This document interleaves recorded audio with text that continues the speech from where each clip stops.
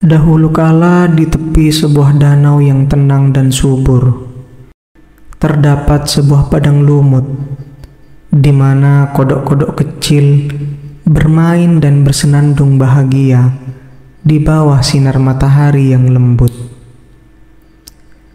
Di tengah-tengah kodok-kodok tersebut, ada seekor kodok muda yang bernama Kobi. Kobi adalah kodok yang ceria, senang melompat dari satu daun teratai ke daun teratai lainnya, dan sangat dicintai oleh kawan-kawannya. Namun, di bagian lain dari danau yang sama, hiduplah seekor ular besar yang tua dan bijaksana bernama Bolar. Bolar tidak suka kebisingan dan sering merasa terganggu oleh kegembiraan kodok-kodok itu, terutama melompat-lompatnya Kobi yang ceria. Suatu hari, Bolar memutuskan untuk mengajarkan pelajaran kepada kodok-kodok berisik tersebut. Bolar mendekati padang lumut dengan sangat perlahan, tidak terdengar oleh kodok-kodok yang sedang asik bermain. Dia melingkar dan mendesis, sampai Kobi yang tidak menyadari bahaya melompat tepat ke hadapan Bolar. "Oh, kodok kecil," bisik Bolar dengan suaranya yang mendalam. "Apakah engkau tidak tahu cuaca hari ini terlalu cerah untuk melompat-lompat tanpa perhatian?" Kobi yang terkejut dan takut tidak bisa bergerak atau bersuara. Dia belum pernah melihat ular sebesar dan seberbahaya Bolar. Kami hanya bermain, Tuan Ular." Akhirnya Kobi menjawab, suaranya bergetar. "Aku mengerti, tetapi dunia tidak selalu seindah padang lumut ini," lanjut Bolar. "Bahaya mengintai di setiap bayangan, dan makhluk seperti aku bisa dengan mudah menjadikan makhluk kecil seperti engkau santapanku." Kobi yang merasa hikmat di hati Bolar berkata, "Jika engkau mengajarkan kepadaku cara menghadapi dunia yang bahaya itu, maka aku yakin semua kodok akan mendengarkan perkataanmu dan belajar untuk lebih berhati-hati."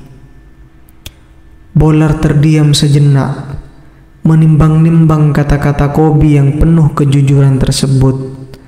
Akhirnya, ia mengangguk perlahan, memutuskan untuk membagikan hikmahnya. Selama beberapa hari berikutnya, Bolar mengajarkan kodok-kodok cara mendeteksi bahaya, mengenali tanah yang berbahaya untuk diinjak, dan cara bersembunyi dari pemangsa. Kobi menjadi murid yang penuh semangat, menyebarkan ilmu yang dipelajarinya ke teman-temannya dan menyelamatkan banyak kodok dari nasib buruk. Berkat Bolar, komunitas kodok menjadi lebih bijaksana dan hati-hati, sementara masih menikmati keceriaan alam mereka. Sedangkan Bolar, meski masih menyukai kesendirian, kini merasa sebuah kehangatan di hatinya, mengetahui bahwa dia telah membuat sebuah perbedaan yang positif di dalam komunitas kecil makhluk yang sebelumnya ia anggap hanya sebagai gangguan.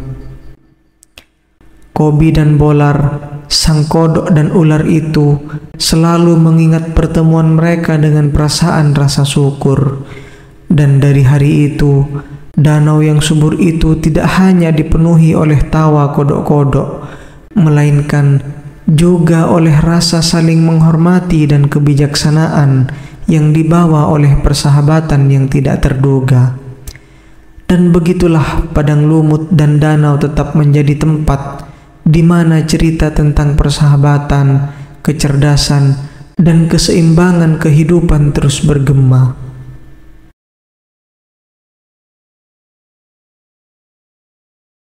Pada suatu hari yang cerah, di tepi sungai yang tenang, sang kancil yang terkenal licik dan pintar berjalan-jalan mencari makan.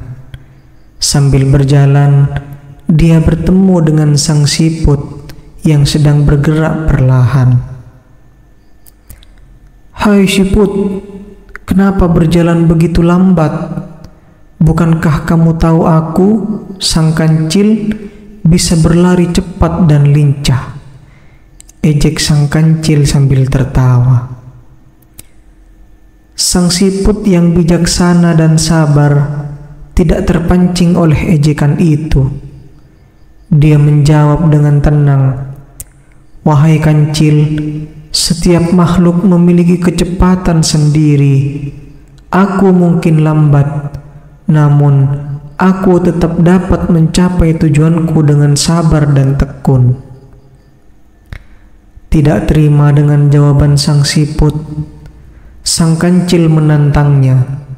"Baiklah, kalau begitu mari kita adu cepat. Aku yakin aku akan menang dengan mudah melawanmu." Sang siput menyetujui tantangan tersebut, dan kedua makhluk itu sepakat untuk berlomba ke pohon besar yang berada di seberang sungai keesokan harinya. Kabar tentang perlombaan mereka ini dengan cepat menyebar ke seluruh hutan. Keesokan harinya, hewan-hewan dari seluruh hutan berkumpul untuk menyaksikan perlombaan yang tak seimbang ini. Ketika balapan dimulai, sang kancil melompat dengan lincah dan cepat, meninggalkan sang siput jauh di belakang. Namun, sang kancil terlalu percaya diri. Dia berhenti untuk beristirahat di bawah pohon. Dia yakin bahwa kemenangan sudah ada di tangannya. Sang siput sangat lambat. "Aku bisa tidur sebentar dan tetap menang," pikir sang kancil sambil mulai mengantuk. Sementara itu, sang siput terus bergerak perlahan namun pasti. Tanpa berhenti atau membuang waktu, dia melewati sang kancil yang tengah tertidur pulas tanpa disadari. Hewan-hewan di sepanjang jalur mulai bersorak untuk sang siput yang dengan tenang terus bergerak menuju garis akhir. Saat sang kancil terbangun, dia terkejut melihat bahwa sang siput hampir mencapai pohon besar. Dengan panik, dia berlari secepat mungkin, tapi sudah terlambat. Sang siput telah menyentuh batang pohon itu, memenangkan perlombaan sebelum sang kancil tiba. Hutan itu bergema dengan sorakan bagi sang siput yang dengan sabar dan ketekunan telah memenangkan perlombaan. Sang kancil dengan wajah merah padam belajar bahwa keangkuhan dan sikap meremehkan orang lain bisa membawa kekalahan. Perlombaan antara sang kancil dan sang siput ini bukan hanya tentang kecepatan, namun tentang kesabaran, kerja keras, dan sikap tidak meremehkan lawan. Dan dengan demikian, kisah ini mengajarkan kita bahwa tidak semua kekuatan terletak pada kecepatan, tetapi pada ketekunan dan kemauan untuk tidak menyerah.